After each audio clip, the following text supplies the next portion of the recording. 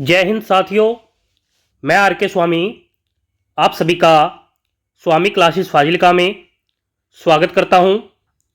साथियों, आज हम पंजाब स्कूल शिक्षा बोर्ड की 9वीं कक्षा की हिंदी पुस्तक में शामिल कहानी वह चिड़िया एक अलार्म घड़ी थी का विस्तृत अध्ययन करेंगे। साथियों, ये जो क्लास है बहुत ही महत्वपूर्ण होने वाली है और इस क्लास में आपको बहुत कुछ नया सीखने को मिलेगा, इसलिए वीडियो के अंत तक जुड़े रहें। वीडियो को लाइक और शेयर अवश्य करें। अगर आप हमारे YouTube चैनल पर नए हो तो चैनल को सब्सक्राइब करें, बेल आइकन को अवश्य दबाएं ताकि आप तक नई क्लास का नोटिफिकेशन पहुंच सके। अगर आपने अभी तक हमारी पहली वाली क्लासें नहीं देखी है तो आप चैनल के प्लेलिस्ट में जाकर उन क्लासों को अवश्य देखें और हिंदी की बेहतर तैयारी करें। तो शुरू करते हैं आज की क्लास। कहानी का विस्तृत अध्ययन करने से पहले कहानी के लेखक गोविंद कुमार गुंजन जी से संबंधित महत्वपूर्ण तथ्यों का अध्ययन करेंगे। गोविंद कुमार गुंजन जी का आधुनिक हिंदी साहित्य में महत्वपूर्ण स्थान है। इनका जन्म 28 अगस्त 1956 ईस्वी में सनावद मध्य प्रदेश में हुआ। इन्होंने MA अंग्रेजी साहित्य में प्राप्त की है। साहित्य की विविध विधाओं में रचनाओं का सृजन करके हिंदी साहित्य की सेवा की है। ये मूलतः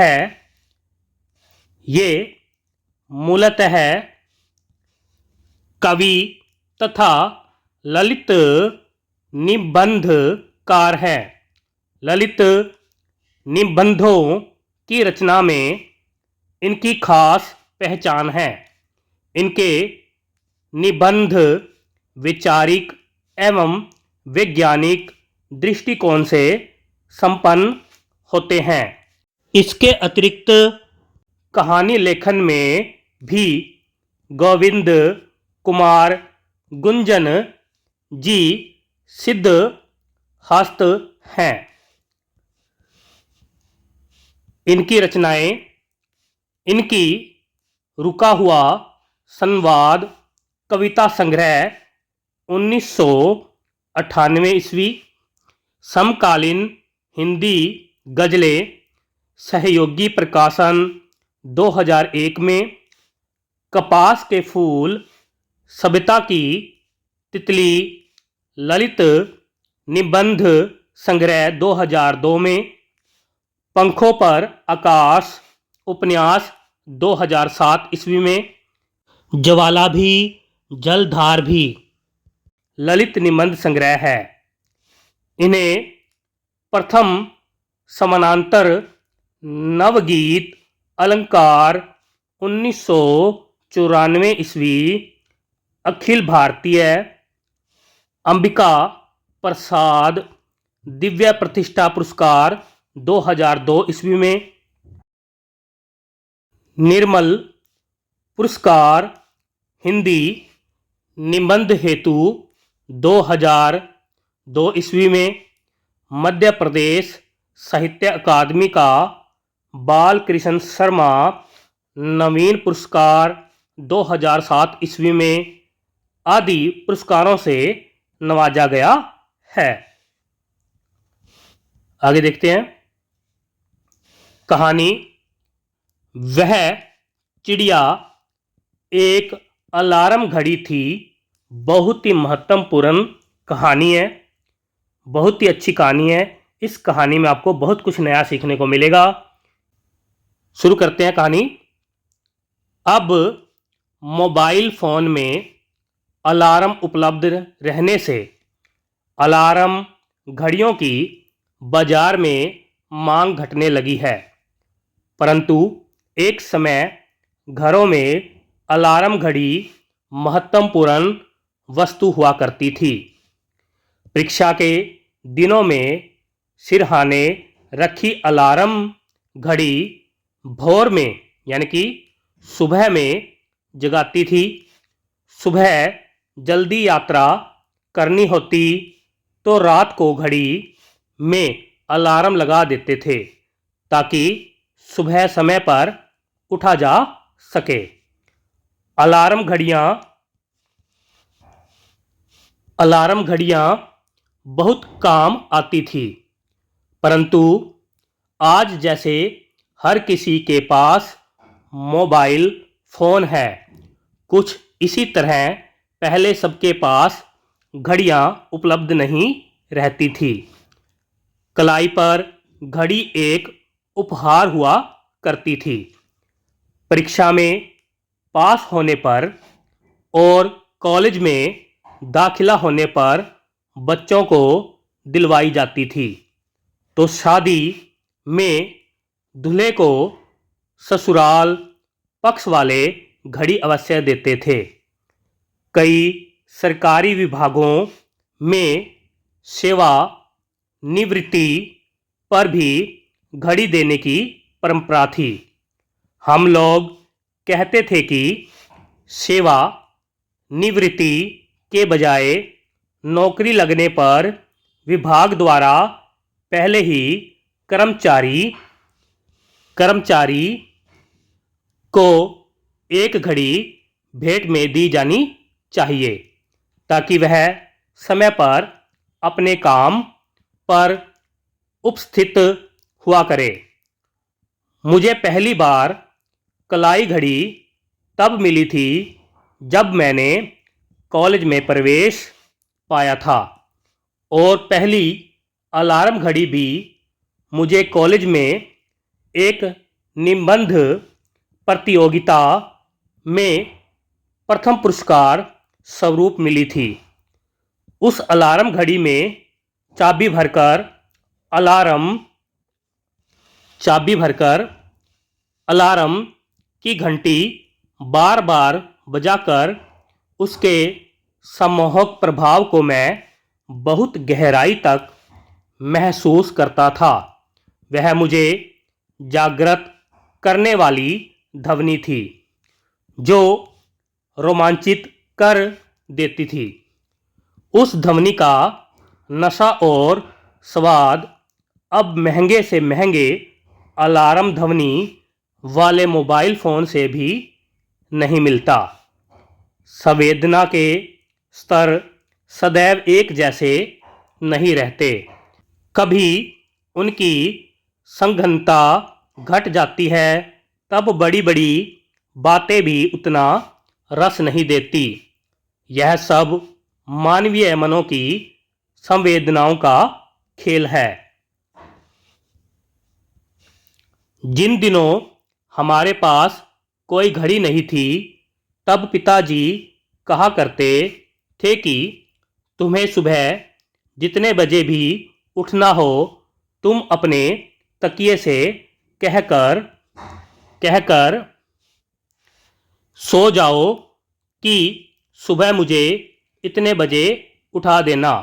बस फिर तुम्हारी नींद सुबह उतने ही बजे खुल जाएगी।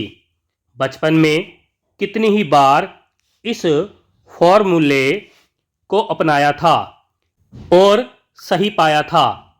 तकिया हमारी बात सुनता है और ठीक समय पर हमें जगा भी देता है। यह कौतूहल भरा आश्चर्यजनक अनुभव बहुत अच्छा लगता था, भले ही तब उसका रहस्य हमें पता नहीं था। मुझे सुबह सुबह उठकर पढ़ना रास नहीं आता था। रात में देर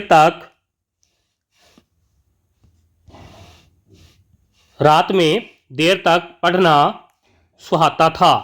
रात्रि के एकांत में मध्य रात्रि से भोर तक पढ़ते रहना और सुबह सुबह नींद आ जाने पर देर से उठना मेरी आदत होती जा रही थी। कई बार रात को 2 या 3 बजे तक पढ़ने के कारण सुबह जल्दी नींद नहीं खुलती थी और सुबह का सौंदर्य सिर्फ कविताओं में ही महसूस किया जाता था। पुरस्कार में मिली वह अलार्म घड़ी जब खराब हुई तो फिर सुधर नहीं सकी। आज भी वह 3 दशकों से अधिक समय से मेरे पास बंद हालत में है। वह अब सुधरने योग्य नहीं रही, परंतु मैं भी कहाँ सुधरने लायक बचा था। देर रात तक पढ़ना और सुबह देर तक सोना एक अभ्यास ही बन गया था। वह 80 का दशक था। मेरी नई नई नौकरी लगी थी। पहली बार घर से बाहर निकला था। एक कमरा किराए पर लेकर रहता था। अकेले रहने का यह पहला अनुभव। कमरे में मैंने महादेवी, पंत और निराला जी की सुंदर तस्वीरें फ्रेम करवाकर टांग दी थी। एक तरफ गुसाई तुलसीदास जी का चित्र, अपनी पुस्तकें और अपना एकांत। रातें जाग जाग कर बिताना, कविताएं लिखना और कविताओं में डूबे रहना जैसे स्वर्ग में जीना था। परंतु अपने उस एकांत में निशाचरी वृत्ति के कारण फिर सुबह जल्दी उठना मुश्किल होने लगा। पड़ोसी कृपा करके दरवाज़ा खटखटाते तो नींद खुलती। देर सवेर दफ्तर पहुंचता। अलार्म घड़ी भी नहीं थी और न ही खरीदने का ख्याल आया। मोबाइल फ़ोन तो तब देखे भी नहीं थे। मेरे कमरे में सिर्फ एक दरवाज़ा ही था। न कोई खिड़की थी, न कोई रोशनदान, परंतु फिर भी वह कमरा बहुत प्यारा लगता था। किराया भी काफ़ी कम था। इन सब से बढ़कर पड़ोसी बहुत अच्छे थे। देर तक रात में पढ़ने लिखने का व्यसन बढ़ता जा रहा था और इसमें कोई व्यवधान नहीं था। हिंदी और अंग्रेजी का बहुत सारा साहित्य मैंने उस एकांत में खंगाल डाला। वह सुख अपूर्व था। कठिनाई सिर्फ सुबह की थी, जब नींद नहीं खुलती थी। दिन के काम और दफ्तर की नई नई जिम्मेदारी देर से उठने के कारण अव्यवस्थित हो जाती। दिन गड़बड़ा जाता था। कई बार तकिए से सुबह जल्दी उठा देने की भी मिन्नतें करता था, परंतु तब तकिए ने मेरी बात सुनना बंद कर दिया था। ऐसे ही दिन गुजर रहे थे। अपनी किताबों की दुनिया में खोया हुआ मैं इतना बेखबर था कि कब एक चिड़िया कमरे के खुले दरवाजे से कमरे में आकर दीवार पर लगी पंत जी की तस्वीर के पीछे अपना घोंसला बनाने लगी। मुझे पता नहीं चला। जब पता चला तब तक उसका अपने घोंसले में गृह प्रवेश हो चुका था और वहाँ वह अपनी गृहस्थी जमा चुकी थी। शाम को देर तक मेरा दरवाज़ा खुला रहता था, इसलिए खिड़की या रोशनदान न होने के बावजूद भी वह चिड़िया आराम से पधार जाती, अपने घोंसले में आराम करती। मैं अपनी किताबों की दुनिया में खोया, कभी उसकी तरफ ध्यान ही नहीं देता था। एक सुबह मैं नींद में था, चिड़िया मेरे पलंग के सिरहाने बैठकर एक अलग तरह की झुंझुलाहट से भरी ची ची कर रही थी। उसकी आवाज़ तीव्र थी, मानो मेरे न उठने पर वह नाराज हो। उसकी आवाज़ से मेरी नींद खुली, परंतु मैं उठा नहीं। चिड़िया बार बार पलंग के सिरहाने आकर फुदकती और अपनी तीव्र ध्वनि से कमरे को गुंजा रही थी। मैं कुछ समझा नहीं, परंतु उठकर दरवाज़ा खोला तो वह बाहर चली गई। मैं तब समझा कि सुबह सुबह चिड़िया को बाहर जाना होता है। घोंसला तो उसका केवल रात भर का आश्रय है। दिन में वह घोंसले में आराम से पड़ी नहीं रहती। छुट्टी के दिन हम घर में भले ही पड़े रहें, चिड़िया को दिन में घोंसले में रहना नहीं सुहाता। कमरे में खिड़की या रोशनदान होता तो वह चिड़िया मुझे जगाए बिना बाहर चली जाती, परंतु दरवाज़ा बंद होने पर उसके बाहर जाने का दूसरा कोई रास्ता भी नहीं था। इसलिए वह दरवाज़ा खुलवाने के लिए मुझे जगा रही थी। मेरे न जागने पर वह नाराज़ भी हो रही थी। उसकी चहचहाहट में जिस झुंझलाहट को मैंने महसूस किया था, उसका कारण भी मुझे समझ में आ चुका था।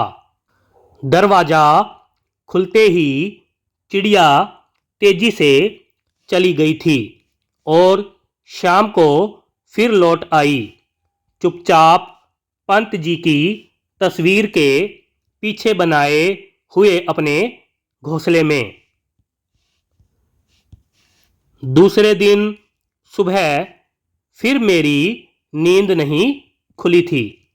देर रात तक पढ़ा था। अचानक चिड़िया की झुंझलाहट भरी चहचहाहट ने जगा दिया। पलंग के सिरहाने बैठी वह चिड़िया मुझे गुस्से से देख रही थी, मानो मेरे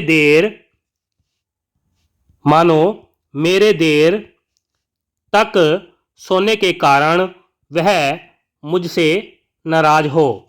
मैं थोड़ी देर उसकी चहचहाहट का आनंद लेता रहा। उसने मेरी रजाई का कोना चोंच से पकड़कर खींचा। वह मुझसे जरा भी डर नहीं रही थी। वह रजाई के उस हिस्से पर आ बैठी जो मेरे सीने पर था।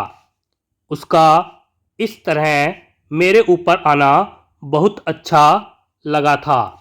पंत जी की वाणी में लिखी पंक्तियाँ मानस में तैरने लगी। तूने ही पहले बहुदर्शनी गाया जागृति का गाना, श्री सुख सौरभ का नभ चारणी गुथ दिया ताना बाना। खुले पलक फैली सुवर्ण छवि, खिली सुरभि डोले मधुबाल। स्पंदन कंपन ओ नवजीवन, सीखा जग ने अपनाना। सचमुच उस सुबह पलकें खुलने पर ऐसा ही लगा जैसे किसी ने जागृति का गीत गाया हो। उस नभचारिणी ने सचमुच श्री सुख सौरभ का ताना बाना उस सूने कमरे में गूंथ दिया था। ऐसी एक सुवर्ण छवि कमरे में छाई थी जिसे पहले मैंने कभी महसूस नहीं किया था। उस सुबह चिड़िया ने मेरी रजाई का कोना अपनी चोंच से खींचकर अपनी चहचहाहट से जगाया था। बचपन में इतने ही प्यार और इतनी ही झुंझलाहट से देर तक सोने पर माँ जगाती थी। मैं अपने चारों ओर फैले हुए उस श्री सुख सौरभ की स्वर्णिम छवि से अभिभूत होकर जागा था। मैंने उठकर दरवाज़ा खोला तो वह चिड़िया बाहर निकलकर चली गई। अब यह रोज ही की बात हो गई थी। सुबह चिड़िया को कमरे से बाहर जाना होता था।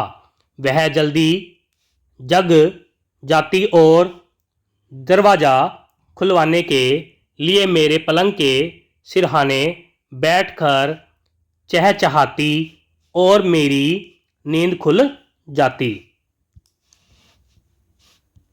जब मैं अपनी बंद कोठरी की सैया को छोड़कर भोर में चिड़िया को बाहर जाने देने के लिए दरवाज़ा खोलता तो दरवाजे से उस ताज़ी सुबह की देह की कांति कमरे में कौंध जाती। ठंडी हवा का स्पर्श और